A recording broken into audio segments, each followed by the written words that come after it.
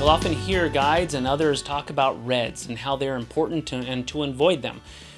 But what are they, and what is it that we're looking for when we're talking about reds? So I asked an expert, I asked a guide up in Northern California on the Sacramento River, Tim Fox. He is Mr. Fox Outfitters, and I asked him a little bit about reds. So reds are just basically a spawning nest.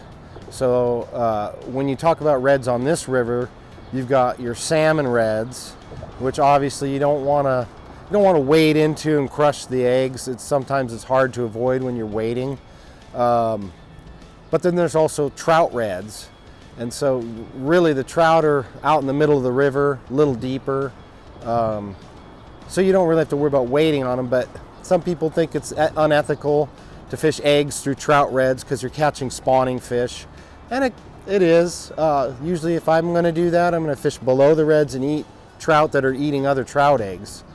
So you don't want to do it. Sometimes it's unavoidable, but yeah, it's always there in the back of your mind. You don't want to target those fish. They're worn out from spawning, and then you handling them. A lot of guys mishandle fish. They don't keep the fish in their net. Yeah, it's great to hold it up for a picture for a few seconds, but some guys don't know how to do that.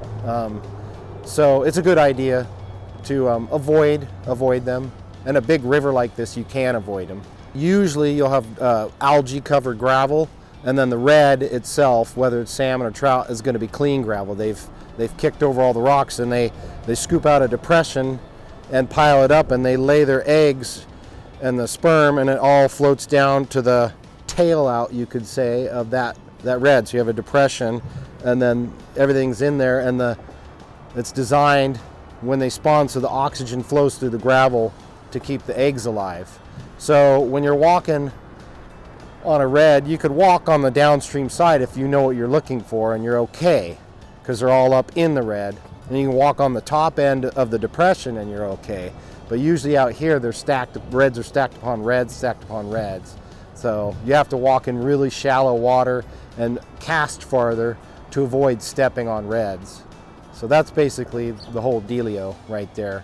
Some important information and something we don't always think about when we're out on those rivers is those reds, and appreciate Tim Fox. He is the owner of Mr. Fox Outfitters for his information and kind of explaining a little bit of that to us. He's a wonderful resource up in Northern California. He guides on the Sacramento River with drift boat as well as some walk and wade. So let us know. We'll put you in contact with him if you need a guide, and we'll see you right here next time on The Back End.